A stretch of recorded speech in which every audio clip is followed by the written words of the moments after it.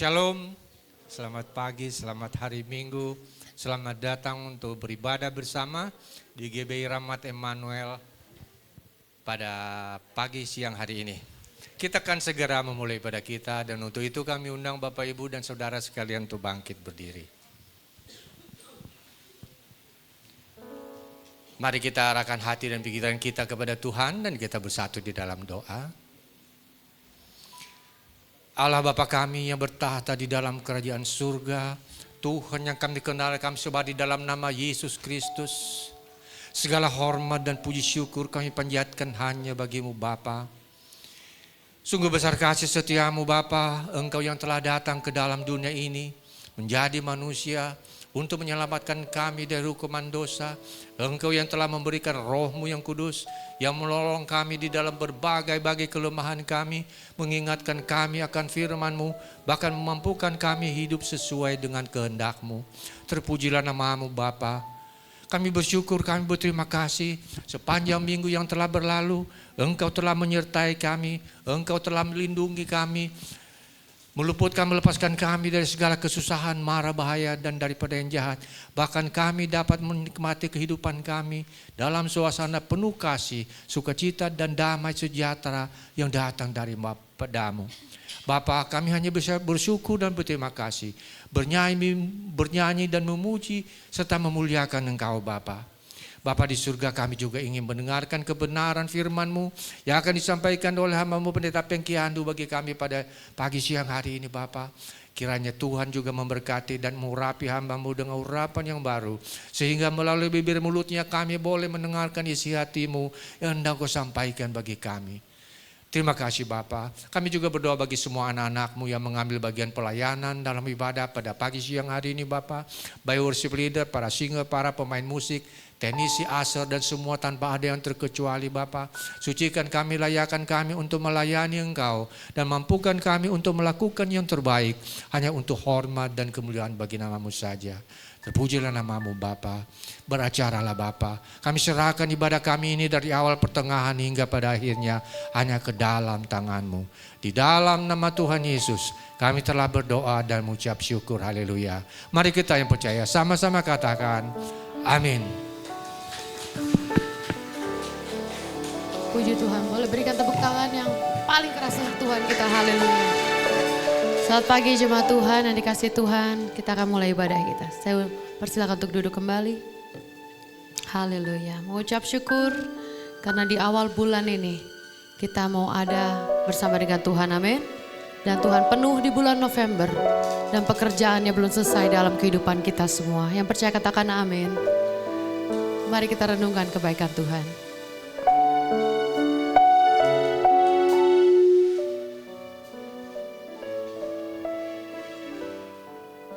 Terima kasih Tuhan. Saat ku berjalan, kasih-Mu menerangi langkahku. Takut bimbang karena ku tahu Kau bersamaku. Kau lebih tahu yang terbaik bagiku.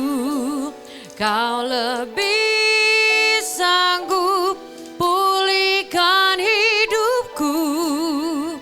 Ku berserah, ku percaya. Hanya Yesus penolong yang setia. Mari kita naikkan pujian baru ini untuk Tuhan. Katakan iya Tuhan. Saat ku berjalan, kasih-Mu menerangi langkahku.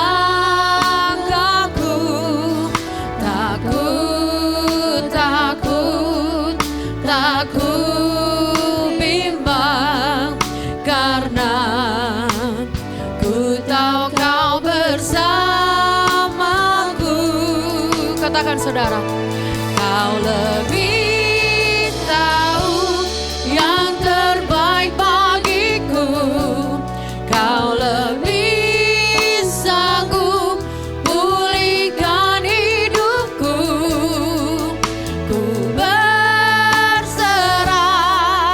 ku percaya hanya Yesus penolong yang setia. Katakan kepada Tuhan, Kau lebih tahu Tuhan. Kau lebih tahu yang terbaik bagiku. Kau lebih sanggup pulihkan hidupku.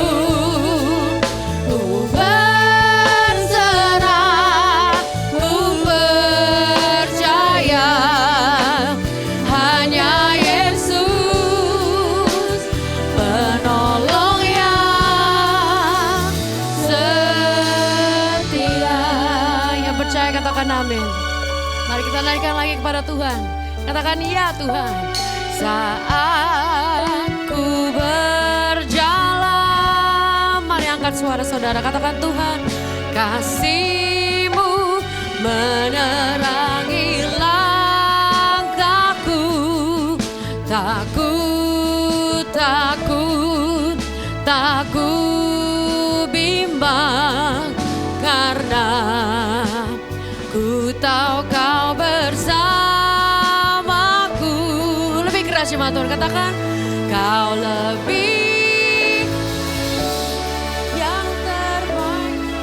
Pandang Tuhan hari ini, Kau lebih.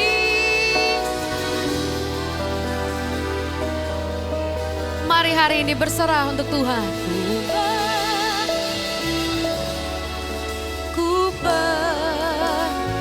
Awal bulan ini Tuhan, karena Yesus penolong yang Saya udah jemaat Tuhan, mari kita bangkit berdiri. Katakan kepada Tuhan, Kau lebih tahu yang terbaik bagiku. Kau lebih sanggup pulihkan hidupku. Katakan Tuhan, ku berserah, ku percaya hanya Yesus. Sekali lagi mari angkat hati, katakan Tuhan, Kau lebih tahu. Lebih tahu yang terbaik bagiku. Kau lebih tahu Tuhan, sanggup pulihkan hidupku. Ku berserah, ku percaya hanya Yesus penolong yang setia. Mari tundukkan kepala dan berdoalah secara pribadi di hadapan Tuhan pada siang hari ini saudara. Mari saudara bisa angkat doa saudara untuk hidupmu. Saudara bisa berdoa untuk keluargamu. Hai orang tua, berdoalah untuk anak-anak. Hai anak-anak, untuk hari ini berdoalah untuk orang tuamu. Dan kita percaya mungkin ada keluarga yang tidak bersama dengan kita. Mari berdoa untuk kehidupan mereka. Mungkin ada kerabat kita, keluarga kita yang sedang sakit. Di dalam masalah saat ini, berdoalah bagi mereka. Apapun yang saudara doakan, apabila saudara imani dan percaya, maka semuanya akan terjadi. Apabila hari ini saudara ada pekerjaan, doakanlah pekerjaan saudara. Yang rindu akan pekerjaan, saudara juga boleh berdoa. Mari mengucap syukur, karena kata Tuhan ada kuasa dalam pengucapan syukur. Bersukacitalah senantiasa, bersyukurlah setiap saat. Karena kita percaya hari ini Tuhan ada di tempat ini. Hari ini Tuhan menjawab doa saudara. Katakan Tuhan, kami mengucap syukur untuk gereja kami Tuhan. Terima kasih Tuhan untuk gereja ini Bapa. Di mana gereja ini ada semua karena Tuhan. Mari berdoa untuk gembala saudara Pastor Paulus Supit dan seluruh pelayan Tuhan yang terus berdoa untuk kehidupan saudara. Mengawali bulan ini Tuhan, kami topang mereka di dalam doa. Kami percaya Tuhan, pelayanan mereka tidak akan pernah sia-sia. Apalagi waktu mereka melayani Engkau Tuhan. Saat ini saudara juga bisa berdoa untuk negara saudara. Saudara bisa berdoa untuk Jakarta. Hari kita percaya ada perlindungan penuh untuk kota kami. Ada perlindungan penuh untuk negara kami Tuhan. Waktu negara kami sembuh, finansial kami pun sembuh. Waktu negara kami pulih Tuhan, perekonomian kami akan pulih. Kami percaya Tuhan, Indonesia ada di tangan-Mu Tuhan. Saat ini Tuhan, dengarkanlah setiap doa anak-anak-Mu. Dan apabila ada keluarga di sini atau orang yang menyakiti saudara, yang meninggalkan saudara, saat ini berdoalah bagi mereka. Dan ampunilah, karena waktu saudara mengampuni, maka saudara pun akan diampuni Tuhan. Haleluya. Tuhan, kami percaya bahwa Engkau bukan saja ada untuk kami, tapi Engkau mendengar doa kami. Setiap anak-anak-Mu yang hadir pada hari ini, kami datang dengan sukacita, dengan rasa bangga dan ucapan syukur. Kami memiliki Tuhan yang tidak pernah sedetik pun meninggalkan kami. Dan kami percaya bahwa setiap langkah dalam perjalanan hidup kami, Tuhan selalu tuntun. Dan kami percaya kalau kami berjalan bersama dengan Tuhan, tidak ada satupun rintangan yang tidak dapat kami lalui. Kami akan keluar menjadi pemenang, bahkan lebih daripada pemenang.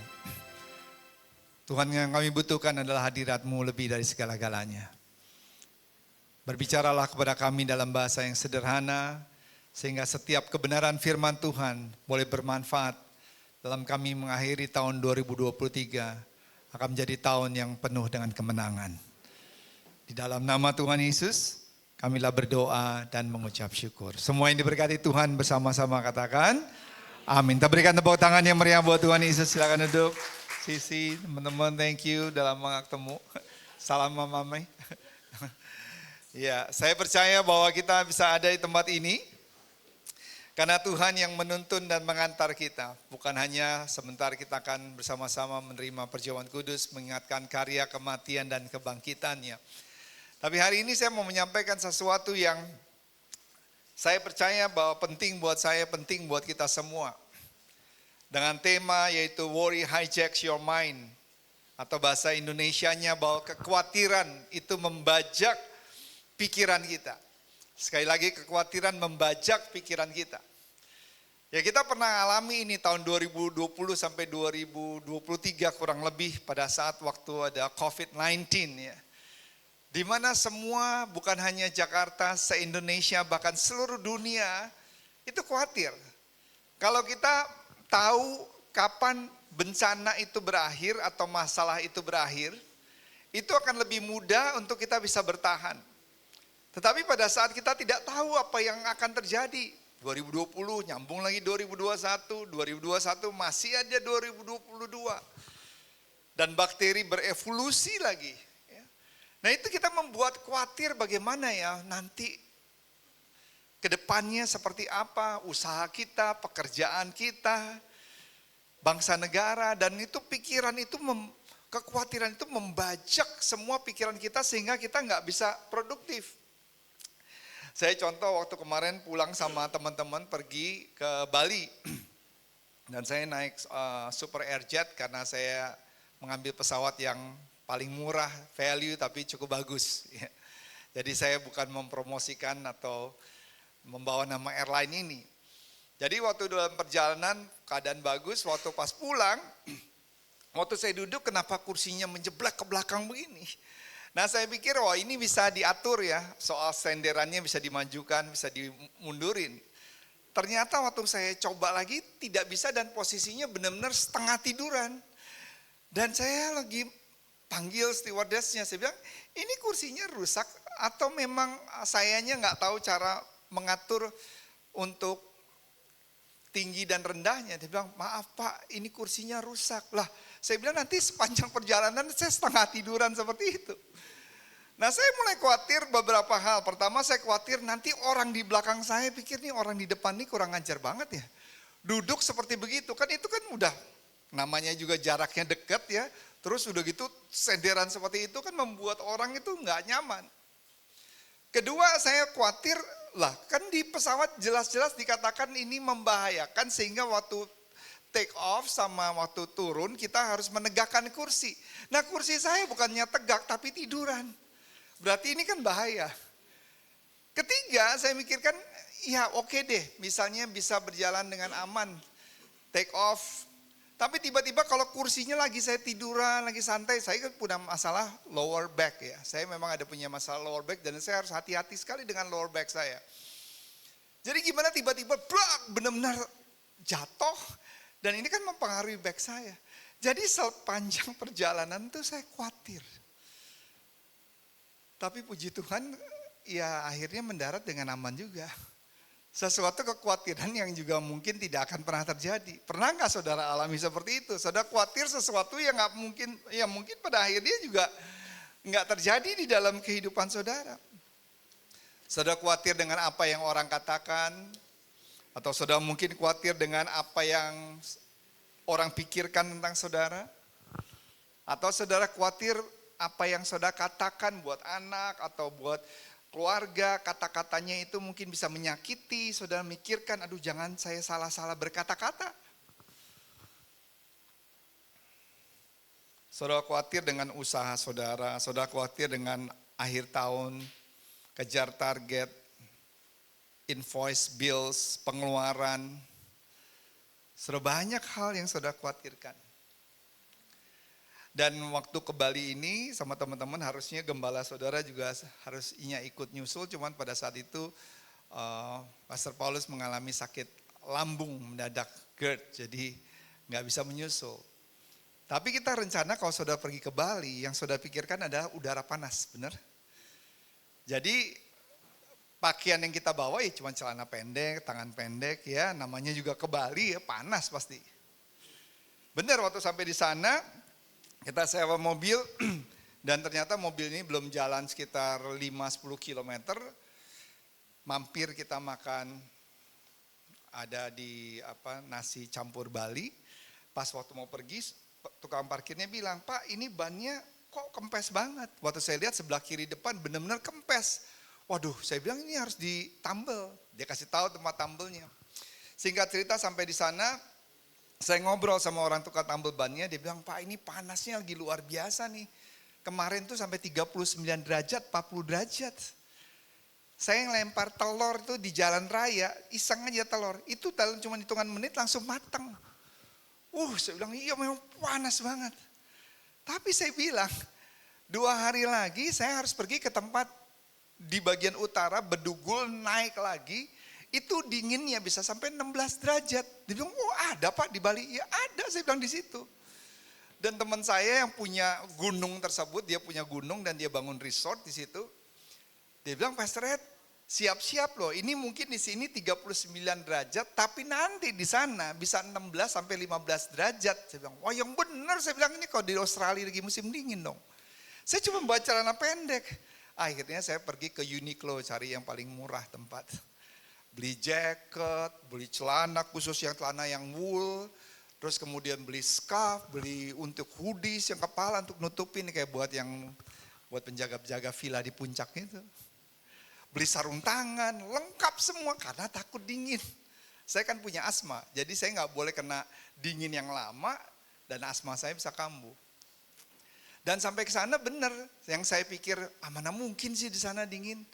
Siang-siangnya sih mungkin sampai sore sekitar 20 derajat. Tapi karena kita ngobrol sampai jam 1, jam 2 pagi dan tempatnya itu cuma ada atapnya dan kemudian kebuka, nggak ada jendela-jendela seperti itu. Itu benar bisa sampai 14 derajat. Tapi saya tuh khawatir, aduh dari sana katanya Indomaret yang paling dekat itu, Pastor itu sekitaran 45 menit dari tempat itu. Jadi tempat itu nggak ada apa-apa. Saya cuma mikir, aduh kalau asma saya kambuh gimana ya? Aduh terus kalau gini entah saya butuh ke dokter gimana ya. Jadi itu sepanjang saya di sana itu kepikiran terus kekhawatiran. Jadi sampai orang-orang teman-teman bilang, kamu kenapa sih kok kelihatannya tegang banget? Iya saya cuma mikir nih kalau tiba-tiba kambuh terus saya harus ke dokter masih 45 menit. Terus tiba-tiba salah makan di sini terus sakit perut terus gimana gitu. Padahal nggak ada apa-apa saudara, nggak terjadi apa-apa. Tapi saya aja bisa alami seperti itu. Saya percaya bahwa di antara kita pernah mengalami kekhawatiran dan kekhawatiran itu bisa membajak kehidupan kita. Saya orang yang mengikuti perkembangan politik. Ini kan lagi saat-saat seru-serunya saudara.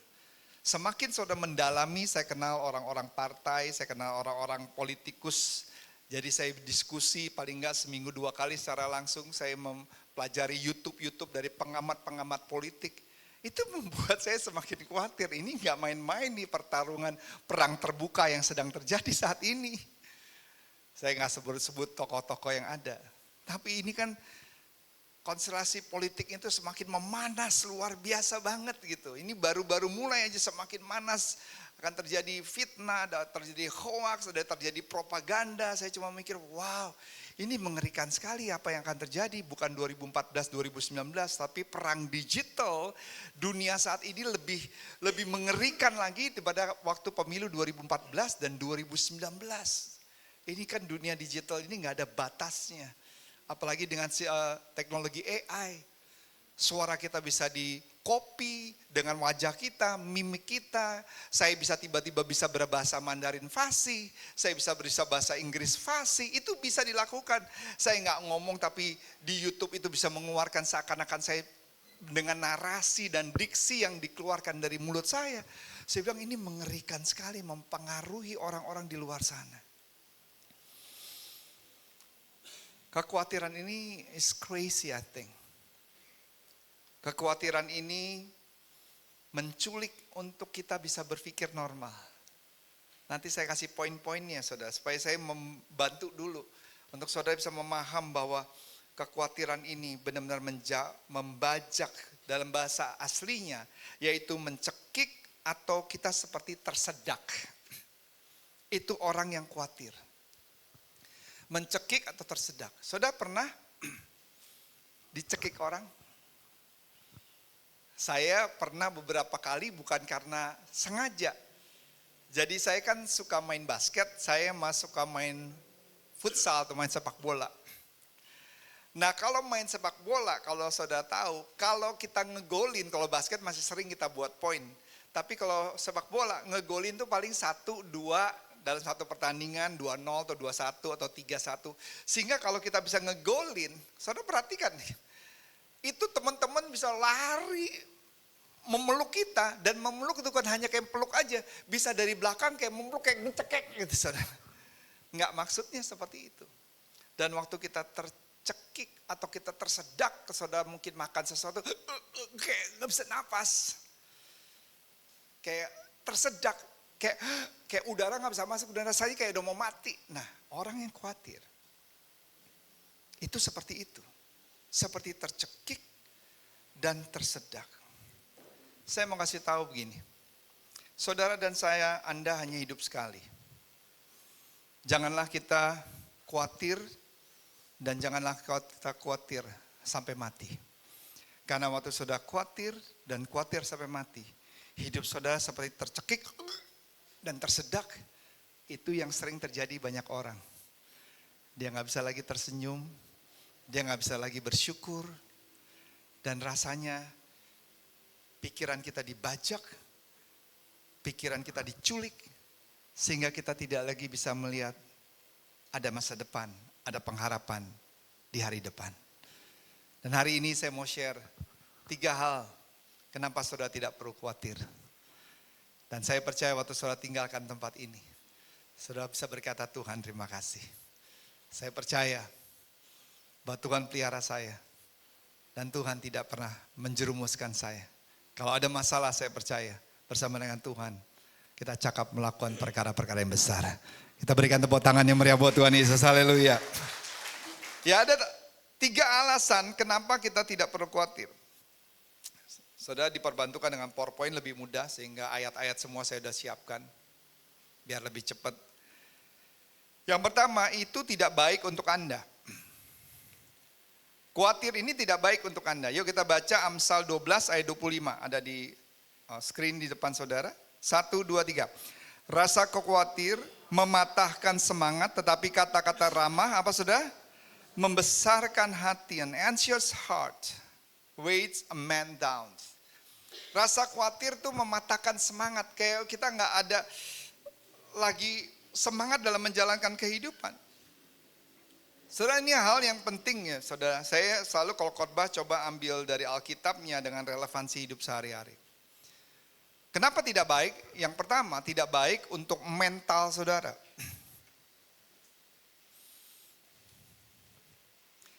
Waktu saudara khawatir, pemikiran saudara tidak ada di tempat yang benar. Waktu saudara khawatir, saudara membuat ketakutan masuk dan menguasai pikiran saudara, dan akhirnya kekhawatiran itu melumpuhkan saudara, dan akhirnya saudara nggak ada lagi di dalam jalur yang benar. Mental saudara dipengaruhi. Saudara kalau punya anak, saya punya 3 anak, satu udah 25-26, Rachel mau menikah next year bulan Maret. Time goes so fast. Yang kedua Jacob, jadi dari generasi milenial. Jacob generasi zillennial. Dan IJ generasi alpha. Generasi milenial sama zillennial, terutama zillennial, itu sangat dikenal dengan mental health. Mereka adalah satu generasi yang sangat rentan dengan mental health, yaitu kesehatan mental. Itu populer sekali saat ini. Makanya banyak hipnoterapi, psikolog, psikoterapi, itu sangat pekerjaannya saat ini sekarang rising up, dibutuhkan sekali. Nah kita sebagai orang tua kalau nggak hati-hati bilang, lembek banget sih mentalnya. Nggak lihat dong kita. Kalau saya kan generasi X, di atas saya, ya Pak Supit itu generasi baby boomers. Jadi kita selalu suka ngebandingkan, kita ini generasi yang tough, gitu-gitu aja mental health, gitu-gitu aja jatuh mentalnya. Ayo dong, semangat dong. Ayo dong, jangan kayak orang yang sebentar-bentar udah patah semangat. Saudara nggak tahu, kadang-kadang ini yang menjadi masalah karena generasi gap, kita nggak memahami. Anak saya yang ada 3 generasi, milenial, zillennial, sama alpha. Generasi zillennial sama alpha itu dari sejak kecil sudah terekspos dengan sosial media. Jacob aja segala tugasnya dari mulai SD itu di sekolah dikirim semua by online. Kirim email, dia kerjakan, diperiksa lagi. Nggak ada lagi paper gitu, nggak ada kayak zaman kita sekolah. Paperless semua. Sehingga exposure dia itu semua di depan screen. Dan hidupnya di situ, sehingga kemarin waktu COVID 3 tahun tidak sekolah di rumah, buat mereka nggak masalah.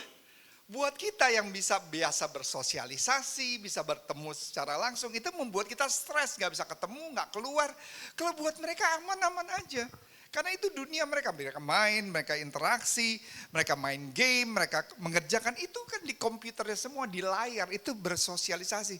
Dan saudara bisa bayangkan sejak dari kecil mereka terekspos, yaitu dari muda bisa sukses, hebat. Kemarin saya baru memberkati satu coffee shop, yaitu anak dari teman saya.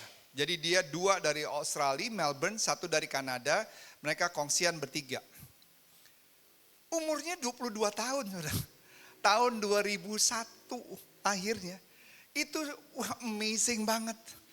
Mereka datang aja naik mobil Mini Cooper yang harganya 1,3, 1,6. Terus tempatnya itu ada kafenya di bawah. Pertama saya jalan keluar, saya bilang ini kok kayak unit-unit apartemen gitu banyak banget. Ini apaan sih? Dia cuma bilang ini apartemen semua nih Pastor. Oh iya. Terus kemudian saya tanya, ini siapa yang punya ya? Terus salah satunya dia bilang, oh ini saya yang punya. Itu ada 43 unit apartemen, 4 lantai, di atas 5 komunal. Umur 22 tahun, usahanya bukan itu aja, dan banyak usaha. Can you imagine umur masih 21, 22 tahun, exposure-nya luar biasa. Dan kalau kita nggak hati-hati, anak-anak ngeliat, umur 22 udah sukses begini. Umur 30 udah CEO big corporation. Waktu dia nggak sukses, dia nggak berhasil, itu yang bikin dia mentalnya jatuh. Kalau kita ini kan lebih tough, generasi X, generasi baby boomer. Nah mereka itu exposing luar biasa banget. Ngebanding-ngebandingin. Jadi kita nih sebagai orang tua harus bisa memahami. Jangan selalu bilang, oh kamu mentalnya begitu aja. Enggak, karena itu memang dunia mereka seperti itu. Kita mungkin dunia kita cuma hanya lingkungan di RT, RW, di wilayah kita, pertemanan kita. Kalau mereka kan luasnya nggak terbatas. Mental health issue. Britney Spears. Waktu di zaman saya, dia jauh lebih muda daripada saya, tetap. Tapi dia sangat terkenal sekali. Saya baru tahu ternyata Britney Spears ini mengalami mental illness. Ada foto Britney Spearsnya. itu sepanjang kehidupannya, bahkan dia mau bunuh diri berkali-kali. Saya ada tuh slide-nya, ada? Berkali-kali dia mau bunuh diri. Dia bilang, it is so crazy. Dia bilang gila banget apa yang ditampilkan oleh sosial media. Itu orang-orang tuh sempurna banget, termasuk dirinya. Dia tuh orang yang sangat terkenal sekali. Tetapi dia bilang, saya di sekolah aja, mau bicara aja saya harus belajar untuk bicara normal. Tapi kalau performing, hebat dia. Saya mau jalan aja nggak bisa jalan seperti orang normal, saya harus belajar.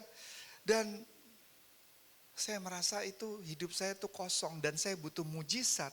Dia bilang di interviewnya, butuh mujizat supaya mental saya bisa dipulihkan. Wow.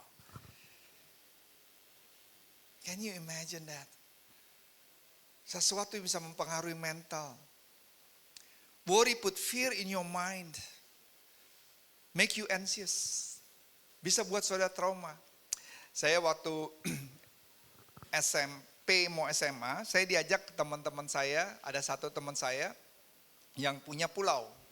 Dan dia punya private boat juga, jadi bapaknya itu sering ngajak anaknya, boleh ajak teman-temannya itu sebulan sekali. Jadi pas waktu itu ya saya dekat sama dia, diajak deh teman-temannya, kita pergi ke satu pulau, ya pulau bapaknya itu. Naik private boatnya dan kemudian bapaknya itu suka mancing. Besokan harinya siang-siangnya bapaknya bilang let's go fishing. Ya udah kita ya ikut-ikut aja. Saya bukan orang yang pernah belajar untuk menyelam as a diver, nggak pernah. Tapi ya ikut-ikut aja, dibilang gampang kok pakai snorkel aja, pakai sepatu katak, nyebur nanti itu kamu bisa ngelihat ikan-ikan yang sangat bagus banget. Airnya tenang kok. Oke, saya ikutin aja, rame-rame sampai di tengah, mereka pakai komputer, mereka cek di mana banyak ikan. Perahunya berhenti, dilemparkan jangkar. Dan setelah itu kita boleh nyebur, masuk nyebur ke laut, lihat pakai snorkel gitu ya. Bagus banget ikan-ikannya. Tanpa saya sadari, saya terbawa arus. Ternyata udah jauh banget terbawa arus, sampai jauh lagi, jauh lagi, jauh lagi. Dan waktu saya sadar, itu perahunya udah jauh banget. Dan semakin saya panik karena nggak pernah pakai sepatu katak, sudah tahu sepatu katak untuk berenang itu. Dan saya coba panik dan coba untuk menggerakkan sepatu katak saya semakin dibawa ke bawah. Dan semakin panik semakin tenggelam, mau keluar lagi udah mau teriak-teriak juga perahunya jauh nggak dengar suara saya karena udah ke bawah. Dan sampai hari ini sejak kejadian itu saya trauma dengan laut. Sehingga saya nggak berani itu di laut, cuman hanya di pantai kalau ada ombak dikit itu saya udah takut. Traumanya itu bisa berkepanjangan gitu. Karena apa? Khawatir, takut mati sudah. Karena waktu itunya hampir mati. Mempengaruhi mental. Kedua, mempengaruhi emosi. Saudara tahu orang yang khawatir tiba-tiba yang dari ketawa bisa moodnya langsung bisa berubah. Kemarin tanggal 9 Juni 2023, Himpunan Psikologi Indonesia membuat sebuah tulisan kejadian seorang ibu yang usia 46 tahun, namanya Ibu Maimunah. Dia membunuh anaknya sendiri usia 6 tahun. Karena apa? Hidupnya begitu menderita, ini juga sebenarnya saya ada fotonya sebenarnya. Hidupnya begitu menderita, sehingga dia ini nggak tega melihat anaknya juga menderita. Karena begitu miskinnya, itu mempengaruhi emosinya dia. Sehingga dia bilang karena saya begitu cinta nih ada ya. Karena saya begitu cinta sama anak saya. Lebih baik anak saya mati daripada anak saya menderita seperti apa yang saya alami. Tuh lihat, khawatir tanpa saudara sadari. Mempengaruhi mental, mempengaruhi emosi. Penjualan obat terbesar di Amerika. Nomor 3 adalah untuk mental health, sama depresi, sama stres. Itu penjualan obat yang paling banyak dijual di Amerika. Tingkat stres, depresi, dan mental health. Yang ketiga, kenapa tidak baik? Mempengaruhi kerohanian kita. Firman Tuhan berkata 2 Timotius 1 ayat 7. Yuk kita baca sama-sama. 1 ada di screen. Oke. 2 Timotius 1 ayat 7. Oke, ada. 2 Timotius 1 ayat 7. Yuk kita baca sama-sama. 1, 2, 3. Sebab Allah memberikan kepada kita bukan roh ketakutan, melainkan roh yang membangkitkan kekuatan, kasih, dan ketertiban. Itu mempengaruhi spirit kita. Kalau saudara udah kenal saya lama, saudara pasti tahu. Saya sejak dari usia 3 tahun, orang tua saya berpisah dan bercerai. Papa pindah ke Hong Kong, mama pindah ke New Jersey. Dan sejak saat itu, saya itu kepahitan sama Tuhan. Saya putus hubungan saya sama Tuhan. Udah gak ke gereja, saya becoming atheist dari sejak saat itu. Sekolah iya, sekolah di Katolik, saya sekolah di Santa Teresa. Tapi kegiatan gerejanya hanya kegiatan agamawi karena memang harus datang karena peraturan sekolah. Tapi kalau tidak ya tidak datang. Sampai saya sekolah pun di Amerika seperti itu. Disconnecting with God. Karena kekhawatiran, kekecewaan, dan itu mempengaruhi banyak hal dalam kehidupan. Yang keempat, kenapa khawatir tidak baik? Ini penting mempengaruhi jasmani kita. Pernah saudara tahu orang yang khawatir langsung sakit-sakitan? Itu silent killer. Pembunuh yang tidak terlihat saudara. Mempengaruhi makan kita, makannya bisa tambah banyak atau kita nggak bisa makan. Mempengaruhi mah kita, GERD kita, lambung, sakit leher. Semua itu pengaruh banget. Berat badan langsung naik, bisa jadi kurus. Saya pernah waktu dalam keadaan stres, depresi, khawatir. Dalam 1 bulan saya turun 10 kilo. Saudara. Itu pengaruh, mau makan juga gak bisa. Setiap kali mau makan mau muntah rasanya. Makan dikit banyak muntah lagi. Karena khawatir, depresi, stres, that happened. Seorang K-pop model juga ada foto yang saya kirim juga. Namanya Jin E, dia terkenal dari grup Oh My Girls. Dia ingin memiliki tubuh yang proporsional. Supaya kelihatan menarik. Di Korea, penampilan itu nomor 1. Bahkan kalau saudara bekerja, baik laki atau perempuan, kalau kelihatan tampan, cantik, badannya bagus, kemungkinan untuk mendapatkan pekerjaan lebih tinggi dibandingkan yang tidak tampan, cantik, walaupun dia lebih pintar. Apalagi di dalam dunia hiburan, dunia entertainment. Dia khawatir sekali, kalau orang Korea itu khawatir sekali kalau tubuhnya gemuk.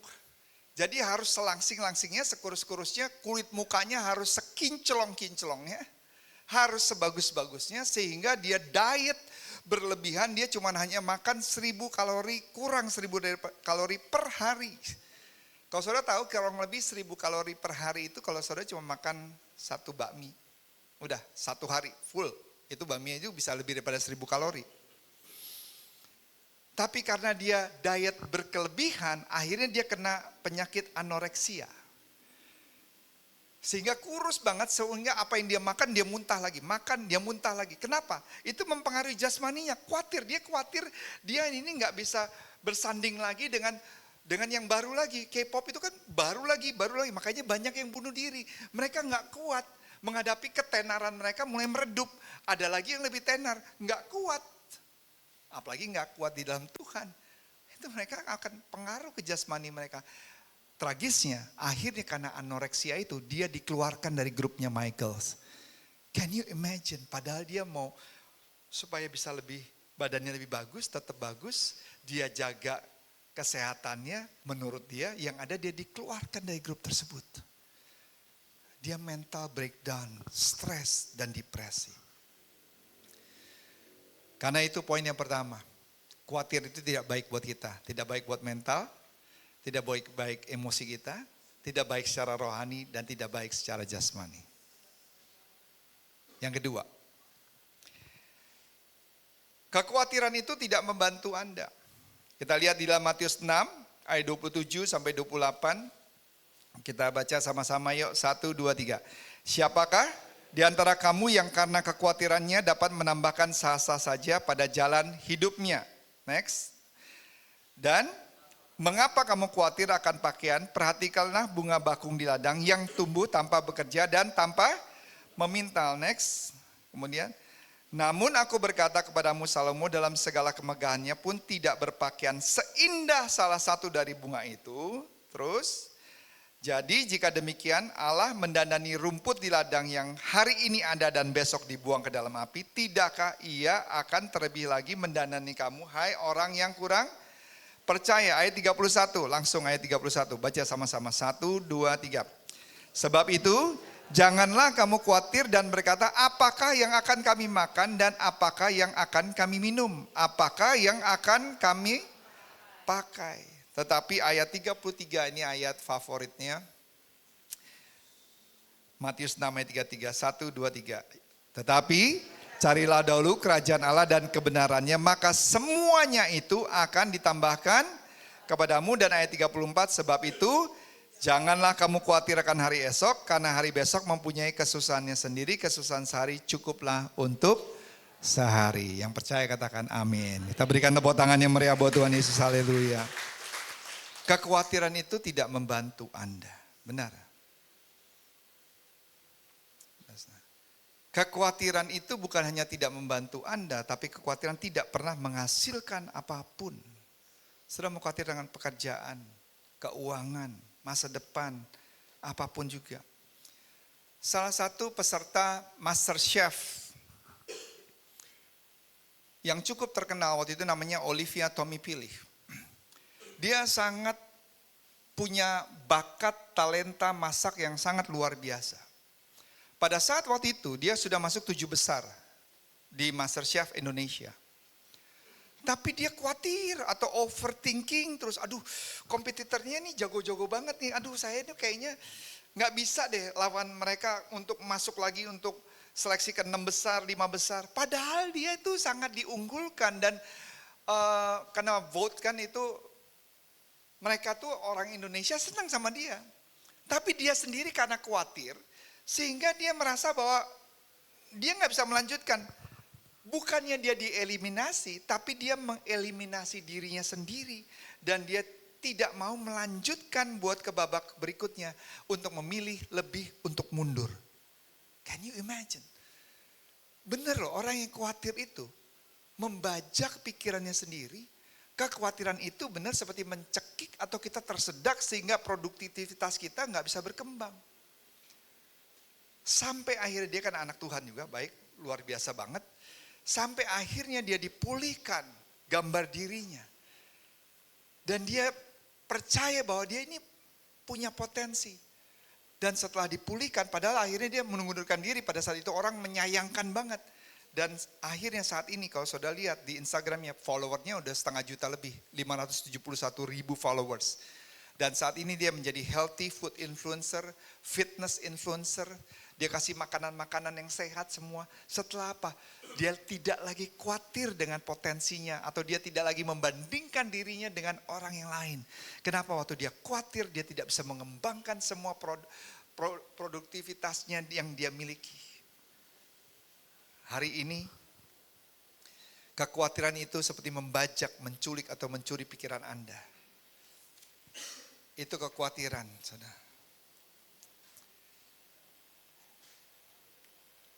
Ada seorang pemimpin perusahaan, dia kerjaannya khawatir terus. Mikirin uang di bank yang harus dibayar, dia memikirkan pegawainya puluhan ribu.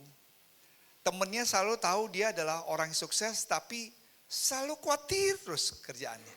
Satu waktu temennya datang, temennya bilang, kamu hari ini kok beda banget sih, kayaknya penuh dengan senyuman. Setiap kali biasanya kalau saya ketemu kamu tuh kayaknya mukanya kayak muka penuh dengan kekhawatiran. Dia bilang, iya, saya udah gak khawatir lagi sekarang. Dia bilang, kok bisa sih, gimana caranya kamu gak khawatir lagi? Kamu mau tahu caranya gimana? Mau dong. Saya saat ini sudah mempekerjakan profesional, orang yang pekerjaannya ngurusin kekhawatiran orang lain.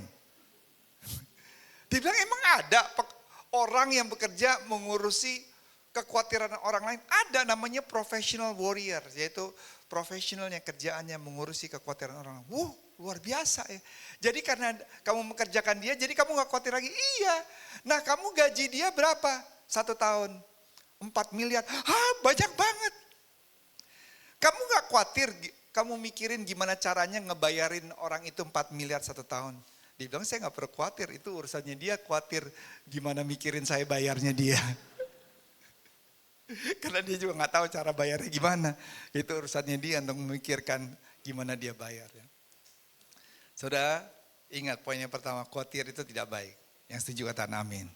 Karena mempengaruhi mental, emosi, rohani, dan jasmani saudara. Kedua, kekhawatiran itu tidak membantu. Yang ketiga, yang terakhir. This is a good one. Tuhan memiliki diri kita. Tuhan memilikimu. Kok gak ada yang bilang amin saudara? Tuhan yang menciptakan langit, bumi, dan segala isinya. Tuhan yang menggantung bintang-bintang yang di langit. Tuhan yang menciptakan matahari. Saudara tahu dalam satu matahari itu bisa sama dengan berapa bumi? 109 bumi ini sama dengan satu matahari. Itu data saudara bisa cek di Google. Tuhan yang melakukan semua itu. Dan Tuhan itulah yang memelihara kita. Saya hanya minta satu pemain keyboard boleh mendampingi saya. Saudara tahu apa yang terjadi dalam hidup saudara? Hidup saya tidak pernah membuat Tuhan terkejut.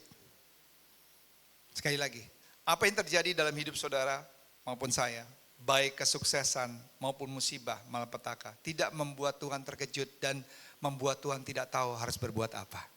Tidak pernah. Saya percaya Tuhan tahu setiap solusi dalam setiap permasalahan yang saudara hadapi. Nggak ada yang amin? Anda tidak akan pernah bisa menempuh jalan di mana Tuhan tidak menyertai Anda. Ini penting. Anda tidak pernah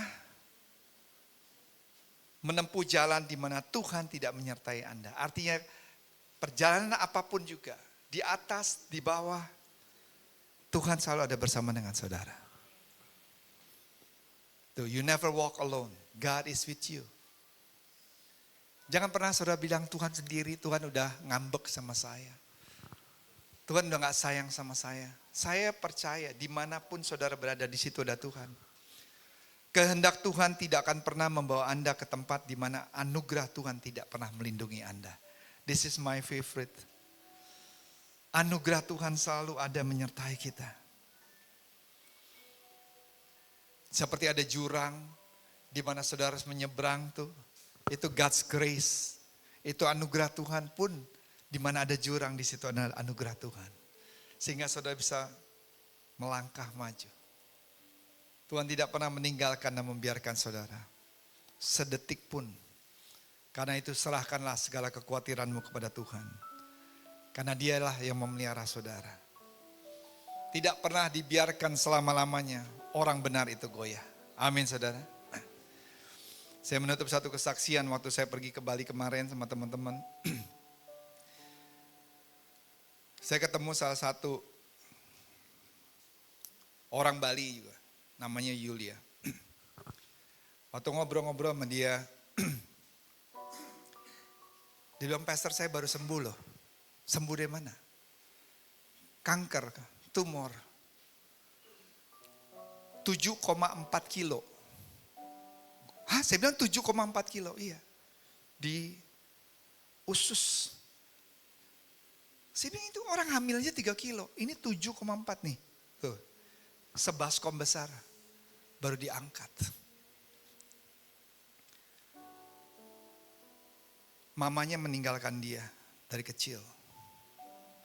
Dia gak pernah mau ditangani dokter karena trauma secara medis. Neneknya udah meninggal yang membesarkan dia. HB-nya turun sampai 3,5 yang harus 11 sampai 12. Artinya dia udah rasanya udah orang-orang bilang gak ada hope. Orang kanker sedikit aja dioperasi, dibuang aja. Kalau ada sisa sedikit aja, nggak bersih aja, itu bisa masalah. Ini 7,4 kilo, sebaskom besar begini, saudara. Itu perutnya sampai besar begitu. Cuman pada akhirnya dia bilang begini, saya tadinya khawatir, terus bilang masih muda, saya belum menikah. Saya bilang, gimana masa depannya? Nggak nolong saya juga, pastor. Dia bilang, ya benar. Saya bilang, pas mengena sama khotbah saya.